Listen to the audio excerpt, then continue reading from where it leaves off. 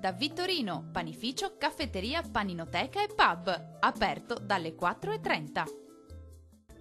Anticiclone Caronte protagonista con tanto sole ma anche con qualche disturbo sui settori alpini. Il clima invece sarà sempre più caldo. Vediamo il dettaglio. Sul Veneto tempo sempre stabile e anche ampiamente soleggiato come ci mostra la nostra grafica, salvo una maggiore e più diffusa parziale nuvolosità. Temperature massime previste tra i 28 e i 34 gradi, valori minimi attesi tra i 17 e i 22 gradi circa. Andiamo ora a vedere la situazione del Friuli Venezia Giulia. Altra bella giornata di sole prevalente su tutta la regione, da evidenziare soltanto un po' di nubi alte e stratificate, ma saranno del tutto innocue.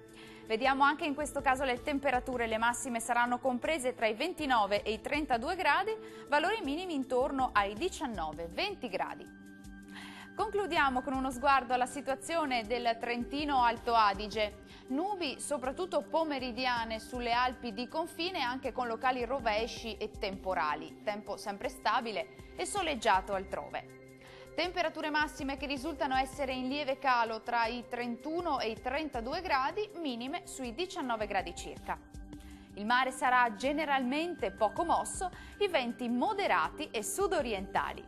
Dal meteo di Antenna 3 è tutto, grazie per l'attenzione e arrivederci.